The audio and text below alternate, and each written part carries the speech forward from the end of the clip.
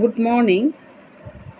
তো আজকে আমার হাতে যে জিনিসটা রয়েছে এটা নতুন কোনো রেসিপি না, এটা আমার জানার বিষয়। এটা আমি বুঝতে পারছি না জিনিসটা কি।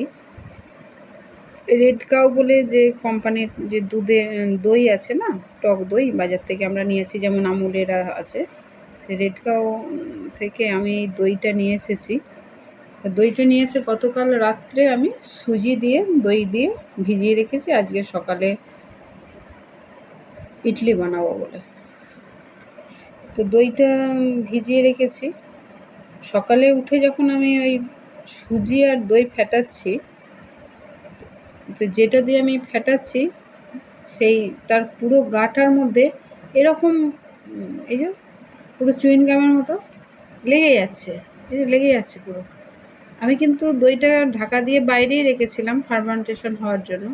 এই যে পুরো এরকম টানছি, লেগে যাচ্ছে। এটা আমি ওই ফেটানোটার গা থেকে প্রথমে কাঁটা চামচ দিয়েও আরেকবার করলাম, যে কী জড়াচ্ছে বুঝতে পারছি না, কী জড়াচ্ছে বুঝতে পারছি না। তো ভালো করে ফেটিয়ে টেটিয়ে নেওয়ার পর যখন ঝেড়ে পরিষ্কার ধুয়ে নিচ্ছি, দেখছি উঠছে না, পুরো চিটিয়ে বসে আছে। তো এইটা নিয়ে সবাইকে, বাড়ির প্রত্যেকেই দেখাচ্ছি যে জিনিসটা কী, মানে পুরো চুইনগাম যেরকম আমরা খাই, দেখুন এই তো টানছি, এই যে টানছি। এবার সুজি আমরা যতই ভিজিয়ে রাখি, সুজিতে ভিজিয়ে রাখলে তো এরকম জিনিস বেরোয় না, কারণ ওই সুজির হাফ প্যাকেট আমি আগের দিন একদিন করেছিলাম, আর একটা প্যাকেট ছিল যেদিন, এর আগের দিন করেছিলাম সেদিন দুধ আর লেবু দিয়ে ভিজিয়ে রেখেছিলাম। তো সেদিনও ফেটিয়ে রাত্রে ভিজিয়ে রেখেছিলাম।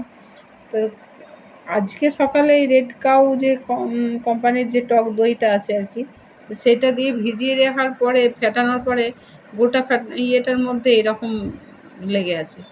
তো এটা তো সেই হজম হওয়ার কথা নয়, মানে চুইনগামের মতো পুরো একদম, মানে যা তা অবস্থা। তো বুঝতে পারছি না এটা খারাপ জিনিস না ভালো জিনিস।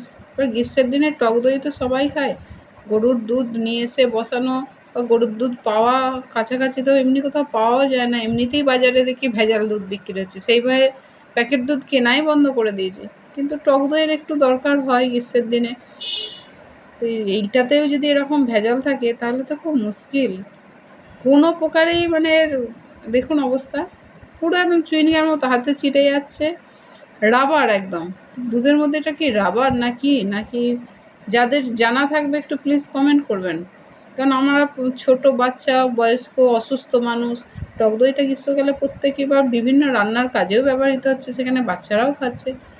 তো এই ধরনের জিনিস যদি থাকে তো খুব মুশকিল, খুব মুশকিল। জানি প্রত্যেকেরই দরকার বলে এরকম অবস্থা।